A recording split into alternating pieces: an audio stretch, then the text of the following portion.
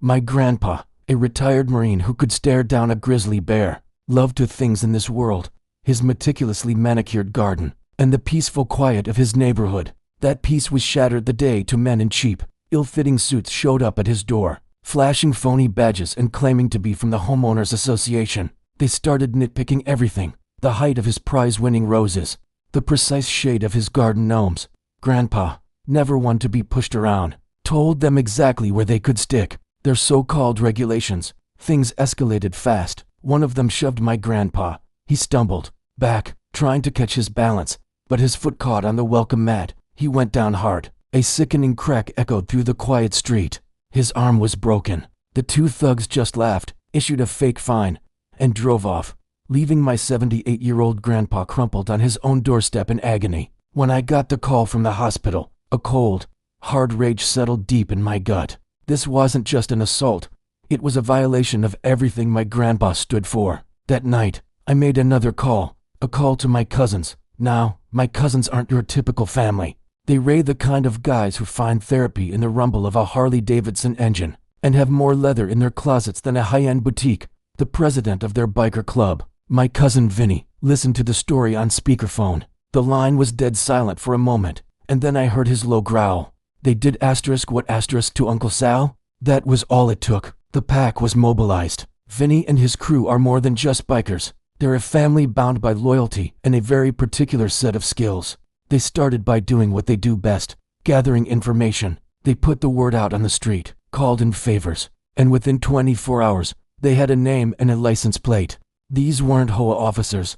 They were low-level grifters, a couple of bullies named Mike and Dave, who preyed on the elderly, shaking them down for quick cash. They had a history, a pattern, and now they had our attention. The revenge wasn't going to be loud or messy. No, Vinny believed in a more poetic form of justice. They found out Mike and Dave were incredibly proud of their souped-up, flashy sedan, the same one they used for their cons. It was their pride and joy. So, one moonless night, my cousins paid a little visit. They didn't scratch it or slash the tires. That was too simple. Instead, they meticulously disassembled the car, piece by piece. The doors, the hood, the engine parts, the seats, everything was carefully removed and neatly arranged on the lawn of their shabby apartment building, like a giant, unsolvable puzzle. But they didn't stop there. They found out the duo ran a bogus landscaping company on the side. My cousins, being connoisseurs of a different kind of turf, decided to offer their own brand of community improvement. They used their network to post scathing, yet hilariously detailed, online reviews of the landscaping business. They described phantom garden gnome thefts and disappearing prize-winning petunias, all linked back to Mike and Dave's service.